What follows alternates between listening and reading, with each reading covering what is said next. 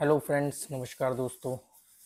जैसा कि आप लोगों को मालूम है, मैं अभी थोड़े दिन पहले मकाऊ में था। तो मकाऊ को जाना जाता है कसिनो के लिए, कि वहाँ बहुत सारे कसिनो हैं। उसको एशिया का लास वेगस भी कहा जाता है मकाऊ को, जो अगर आप मकाऊ के बारे में रिसर्च करोगे तो एशिया का लास वेगस बोलते हैं। और मोस्टली जो वहाँ का जो मेन जो अट्रैक्शन है वो कसिनोज है। वहाँ पर बहुत सारे कसिनोज हैं, लगभग 30 35 36 से ज़्यादा कसिनो है।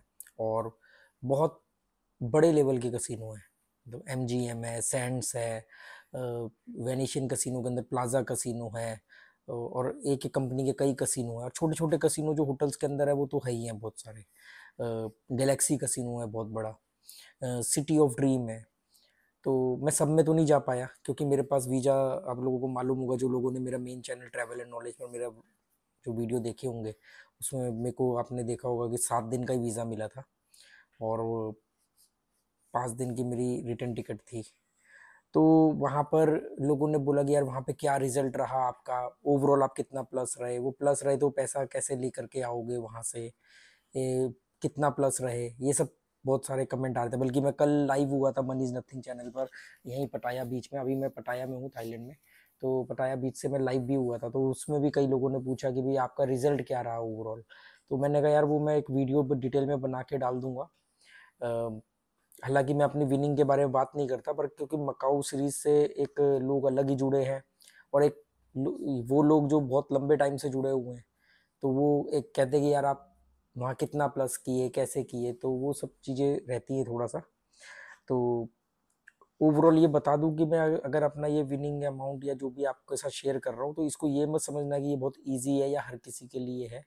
कुछ ही लोगों के अंदर कुछ चीज़ों की क्षमता होती है, आप में किसी और चीज़ की होगी जो मुझ में नहीं होगी। तो ये नहीं कि यार ये अगर जीता है तो हम भी जीत सकते हैं, ये अगर खेल के कमा रहा है तो हम भी कमा सकते हैं। इस सोच पर मत आना। हर आदमी में एक अपना अलग वो है। हो सकता है मैं यहाँ पर परफॉर्म कर पा रहा हूँ, पर जैसे मैं स्टॉक ट्रेडिंग करूँ तो मैं नहीं परफॉर्म कर पाता, इंट्राडे मेरे बस की नहीं है।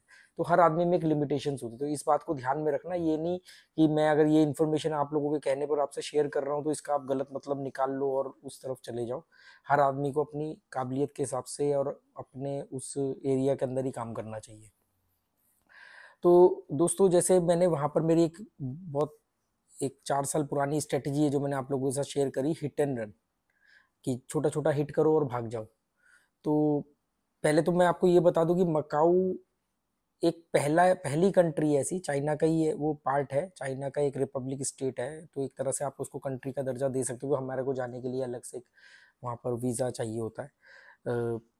तो पहली ऐसी कंट्री है जिसमें कसिनोज हैं, और मुझे बड़ी पॉजिटिव वाइब आई। जबकि मैं श्रीलंका में कसिनो में प्ले किया है, मैंने नेपाल के कसिनो में प्ले किया है, मलेशिया के कसिनो में प्ले किया है, फिलीपींस के कसिनो में प्ले किया है, वियतनाम के कसिनो में प्ले किया है, कंबोडिया के कसिनो में प्ले किया है, तो सिंगापुर के कसिनो में प्ले किया है। पर एक कसिनो का ना माहौल मुझे ना अच्छा नहीं लगता। वो लोगों के उतरे हुए मायूस चेहरे, थोड़ा आते जोश में है, बाद में रो रहे हैं, एक डरी सहमी नजर से एक दूसरे की तरफ देख रहे हैं। तो मेरे को वो अच्छा नहीं लगता। वो माहौल बड़ा नकारात्मक माहौल होता है, नेगेटिव माहौल होता है। तो अपना मैं इसलिए गोवा गोवा में तो बहुत बुरा हाल है, क्योंकि इंडिया के जो कसिनोज है उसमें तो पब्लिक इंडिया की जो है वो इमोशनल फूल होती है, तो वो तो और ज्यादा उनके मातम चेहरे पे झलक रहे होते हैं। जीत रहे होते तो उनसे बड़ा कोई बादशाह नहीं, हार रहे होते तो जिंदा लाश बनी घूम रहे होते, मातम होता है चेहरे पे। तो मैं जस्ट फॉर फन जाता हूँ अपनी फैमिली के साथ अब कभी गोवा में। पर मकाऊ में वो मुझे फीलिंग नहीं दिखी। वो मकाऊ के कसिनोज में वो पॉजिटिविटी थी, और वहाँ के लोगों में, देखो ये अपनी अपनी सोच हो सकती है, अपने अपने देखने का नजरिया हो सकता है। जो लोग गए हैं हो सकता है उनको ऐसा ना लगा हो, मुझे ऐसा लगा। एक एक अच्छी बात क्या लगी कि यहाँ पर आपको ये जो साउथ एशियन कंट्रीज के कसिनोज होते हैं, इनमें आपको शराब, बियर, अल्कोहल सर्व नहीं होता है। टेबल पर तो बिल्कुल भी नहीं होगा। टेबल पर आपको जूस, कॉफी, ये सब चीजें, माइलो, कोल्ड ड्रिंक्स, ये सब सर्व होगा। खाना वाना कुछ नहीं मिलेगा। खाना आपको या अपने पैसों से रेस्टोरेंट में खाना पड़ेगा, या फिर आपको एक कार्ड मिलेगा, मेंबरशिप कार्ड, आप उससे जो पॉइंट कलेक्ट करोगे तो वो पॉइंट से आप खाना परचेज कर सकते हो। जैसे एक पॉइंट मतलब मान लो कि आप $1 का, तो काफी प्ले करने के बाद वो पॉइंट कलेक्ट होते हैं, बड़ा प्ले करने के बाद।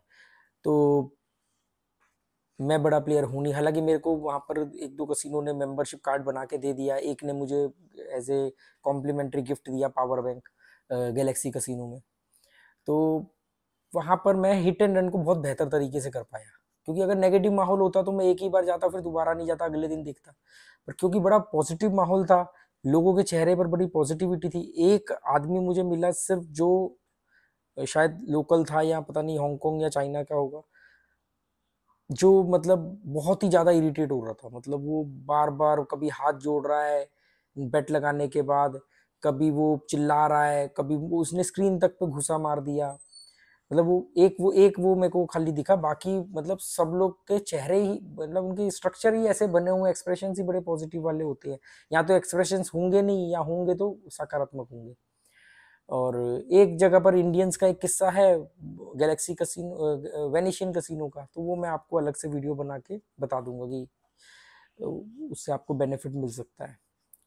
तो मैं हिट एंड रन करता रहा, तो इसलिए मैं लगातार टोटल तो काउंट नहीं कर पाया, क्योंकि आप एक दिन में 2 बार भी जा रहे हो, 3 बार भी जा रहे हो, दूर वाले कसिनो में चले गए, वहां से आ गए अपने होटल वाले कसिनो में। अब मेरा रूम 19th फ्लोर पे था, 19वीं मंजिल पे मेरा रूम था, 3rd फ्लोर पर कसिनो था। तो इसलिए मैं वो एग्जैक्ट तो टोटल नहीं कर पाया। तो क्या हुआ कि जब मैंने टोटल ओवरऑल ये होता रहा कि मैंने सिर्फ 2000 मकाऊ करेंसी निकाली थी विड्रॉल एटीएम से एयरपोर्ट पे जाते टाइम। उसमें से 500 मकाऊ करेंसी जो है वो डिपॉजिट करी थी होटल वालों ने, और बाकी 1500 जो थी वो मेरे खाने पीने वगैरह में इन सब में खर्च हो गई। एक मकाऊ और हांगकांग डॉलर सेम वैल्यू का है, मतलब 20-25 पैसे का फर्क होता है सिर्फ, तो सेम वैल्यू का है मकाऊ का और हांगकांग डॉलर। मकाऊ की करेंसी भी मकाऊ में चलती है, हांगकांग डॉलर भी चलता है।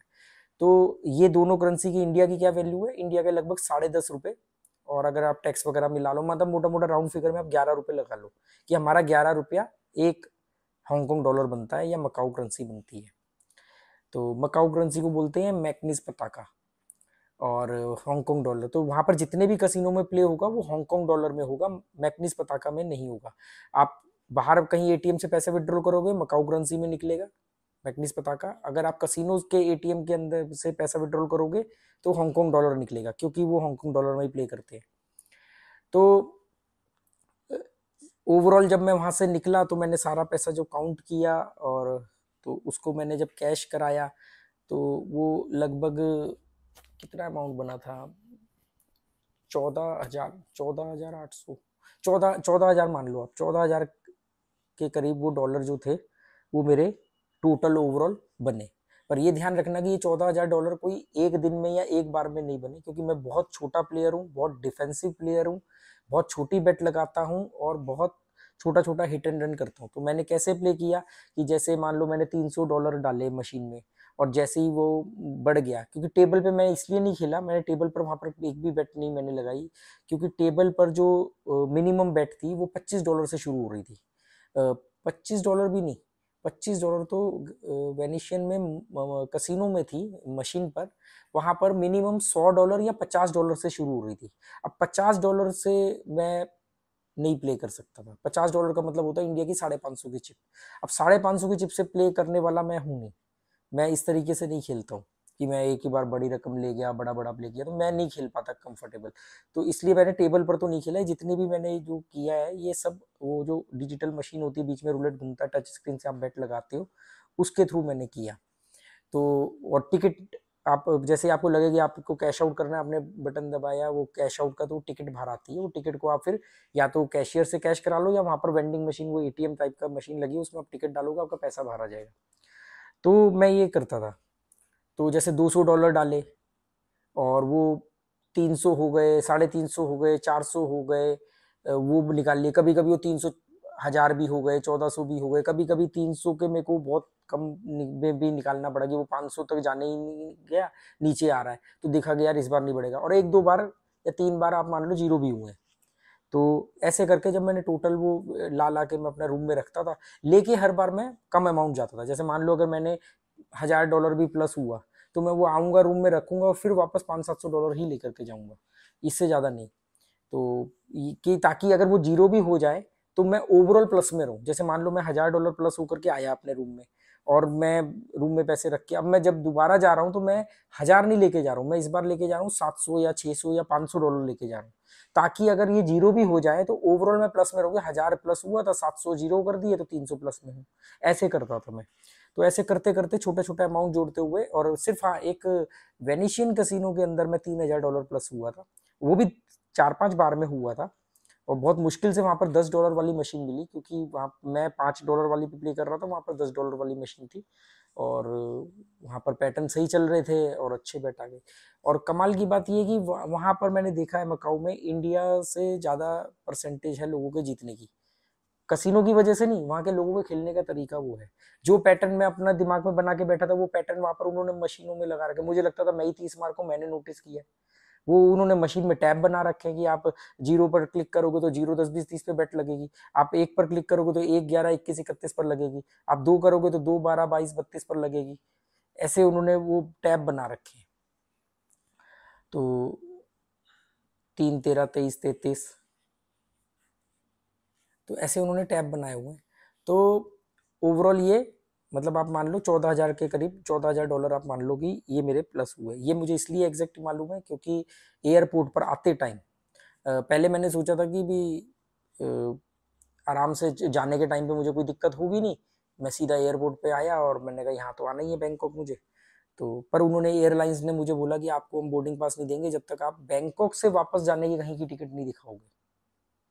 मैंने कहा थाईलैंड इंडिया को वीजा फ्री दे रहा है। वो कह रही वो सब ठीक है, हमारी पॉलिसी हमारी एयरलाइंस की कि आप जिस देश जा रहे हो वहां से आपको दूसरे देश जाने की या वहां से वापस अपनी कंट्री जाने की टिकट चाहिए। तो मैं समझ गया कि पंगा पड़ने वाला। तो फिर मैंने क्या किया, वहीं पर जाकर के पहले तो $140 जो ये $14,000 थे, ये $14,000 को मैंने कन्वर्ट करा लिया। इसको मैंने कन्वर्ट करवा लिया यूएसडी में। ठीक है, इसको जब मैंने यूएसडी में कन्वर्ट करवा लिया और उसके बाद मैंने, क्योंकि मेरे को तो लॉन्ग स्टे करना था थाईलैंड में, तो मैंने फिर आगे की टिकट बुक करी और मुझे बोर्डिंग पास मिला। फिर इमिग्रेशन पर भी सेम दिक्कत आई कि भी उन्होंने इमिग्रेशन पे जैसे ही मैं गया तो इंडियन पासपोर्ट देखते ही उसने वो जो उनकी इमिग्रेशन पुलिस होती है उसको बुलाया। फिर वो अपने उसी इंटेरोगेशन रूम में लेके गए, वहाँ बिठाया। पर इस बार मुझसे सवाल जवाब कुछ नहीं किया क्योंकि मैं वापस जा रहा था। उन्होंने पर सारे डॉक्यूमेंट निकाले जो पहले के डॉक्यूमेंट थे, जो मेरे से आते टाइम साइन कराए थे कि आप इस डेट को ही जाओगे और कहीं और नहीं जाओगे, हांगकॉन्ग नहीं जाओगे, सब मुझसे उन्होंने लिया था रिटर्न में। तो फिर वो क्योंकि ये अच्छा हुआ कि मैंने यूएसडी में कन्वर्ट करवा लिया। उसका कारण क्या हुआ कि जब मैंने उसको एयरलाइंस में बोर्डिंग पास लेने के लिए जब टिकट दिखाई, तो उस भाई टिकट मांग रही थी, मैंने टिकट दिखा दी। कह रही टिकट तो आपने दिखा दी है, पर आपने ये इतने दिन जो स्टे करने के बाद की टिकट दिखाई है आपने, तो क्या आपके पास इतने पैसे हैं, इनफ मनी है? मैंने कहा yes I have lots of USD, क्योंकि कुछ तो मेरे पास होते ही हमेशा। और मैंने ये हांगकॉन्ग को भी डॉलर को यूएस डॉलर में कन्वर्ट करवा लिया। मैंने नहीं देखा कितना महंगा सस्ता पड़ रहा है, मैं एयरपोर्ट पे थोड़ा सा महंगा पड़ा, तो वो हमने कौन सा कोई लाखों डॉलर करवाने हैं। तो वो करवा के फिर मैं यहाँ आ गया, और यहाँ पर भी सेम इमिग्रेशन ने पूछा कि भी आपकी वापसी कब की है, और तो पर ज़्यादा सवाल जवाब नहीं, क्योंकि वीज़ा फ्री है, बस इतना पूछा। मैंने बोला मैं 1 हफ्ते में चले जाऊँगा, ऐसे मैंने बोल दिया। तो उन्होंने कहा ठीक है, स्टैम्प मार दी। तो ओवरऑल जो मेरा प्रॉफिट रहा था वो मैंने आपको बताया कि भी $14,000 था। $14,000 का मतलब हो गया, आप उसको 10.5 से मल्टीप्लाई कर देना। और ये कोई बहुत बड़ा अमाउंट नहीं है 5-6 दिन के अंदर। पर यह है कि मेरा जो आने जाने का खर्चा था, क्योंकि बैंकॉक से मकाऊ की फ़्लाइट सस्ती थी, तो 8,000 की जाने की फ़्लाइट हुई थी, 8,000 की आने की फ़्लाइट हुई थी। पर वहाँ पर रहना खाना बहुत महंगा था। जो होटल है वो वहाँ पर एक बेसिक होटल भी, क्योंकि होटल वहाँ पे सारे शानदार है, लग्जरी होटल है, तो वहाँ पर होटल ही 8-9 हज़ार से शुरू होते हैं। फिर खाना बहुत महंगा है, तो रहना खाना और ट्रैवलिंग, टैक्सी बहुत महंगी है, ये सब बहुत महंगा है। तो ओवरऑल आप ये कह सकते हो कि भी मेरा खर्चा निकल गया और उसके अलावा 30-40% एक्स्ट्रा अमाउंट आ गया, जो मेरा यहाँ कुछ दिन का खर्चा चल जाएगा। क्योंकि मेरा मोटिव ये नहीं था कि मेरे को जाके पैसा कमाना है, मेरा मोटिव ये था कि मैं वहाँ पे जाके एक्सपीरियंस करूँ कि भी किस तरह के कसिनो है। आज मैं अगर ये बातें आप लोगों को के साथ कर पा रहा हूँ, या मेरे पास जो एक्सपीरियंस है जिसकी वजह से मैं आप लोगों को कई बार कुछ चीज़ें गाइड कर पाता हूँ, तो वो इसी वजह से आता है। ट्रैवलिंग भी मेरा शौक है और कसिनोज में जाना मेरा शौक है। अब मेरा पेशा नहीं है। हाँ, ये कोविड के बाद मैंने बताया कि भी 1-1.5 साल से ज़्यादा, 1.5 साल मान लो आप लगभग, मैंने कोविड बाद जब 8 महीने बाद कसिनो खुले तो मैंने अपना घर चलाया था, वही हिट एंड रन स्टडीज से। तब कोई वीडियो नहीं बनाता था मैं, मेरा मनी इज नथिंग चैनल नहीं था। पर जिस तरीके से मैंने सरवाइव किया तो मुझे लगा कि मुझे ये बात लोगों को बतानी चाहिए। मैंने ये बात अपने अपने एक्सपीरियंस और जो लोगों से बात करता था कि भाई आप कितना हारे, क्यों हारे, कैसे हारे, ऐसा क्यों नहीं किया, वैसा क्यों नहीं किया। तो ये जब मैंने अलग अलग गैमलर से बात करी, हालांकि यहाँ मेरी लोकल किसी गैमलर से बात नहीं हो पाई क्योंकि लैंग्वेज प्रॉब्लम बहुत आती है।